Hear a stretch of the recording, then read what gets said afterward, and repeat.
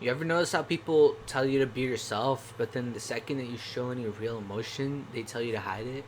Somewhere along the way, crying became this thing that a lot of people are ashamed of when you're not supposed to be. It's a normal thing. Especially if you're a guy. You get told to suck it up, get over it, stop being soft. So eventually you stop crying, not because the pain goes away, but because you think you're not allowed to show your pain.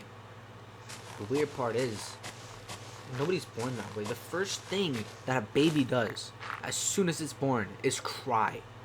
Nobody hears that and thinks, whoa, that's such a weak kid. They hear it and smile. It's because they're alive.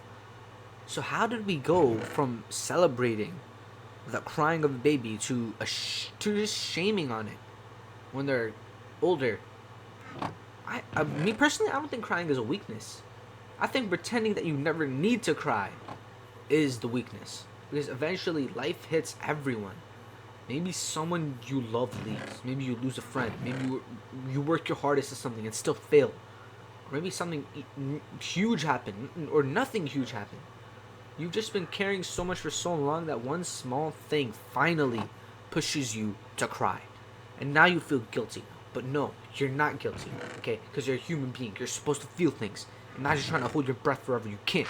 Eventually your body takes over because that's how it's built. Emotions work the same way. You can shove them down for days, weeks, months, years. But they come up. They could be stress, anger, or something like feeling numb. And sometimes tears. There's something almost peaceful about letting yourself cry because it does thing is it doesn't fix everything. It does not. The problem's still there, but for a few minutes you're not fighting yourself anymore. You're just honest. I think that's what people get wrong. Crying isn't giving up. Giving up is believing you'll never get back up. Crying is just a moment. It's a pause. A release of some of your emotions. Okay? And then you wipe your face, take a deep breath, and keep going. That's strength. Not acting like nothing hurts, but you're just getting back up. Once life knocked you down, you're not made of steel. No one's made of steel. Okay, we're human. Humans have emotions. I wish people would understand that because the strongest people I've ever met aren't the ones who never cried. They're the ones who cried right next to me, and then they show up the next day. Okay, so if you've been beating yourself up because you cried, don't. It doesn't make you weak. Okay, it doesn't make you less of a man or a woman. It doesn't make you broken, fixed, because it means something finally mattered to you. And honestly, I'd rather be someone who feels too much than someone who feels nothing at all.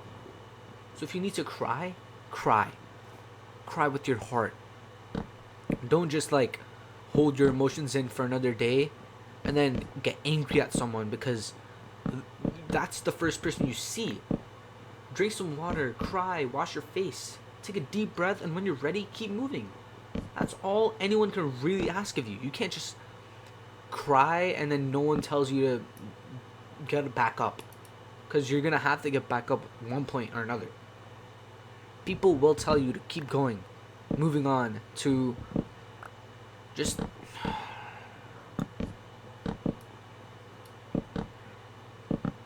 I know this is a long moment that I took, but what I want to say is I've been looked down on by people that think crying isn't good. Okay, crying is the one of the best things you could ever do.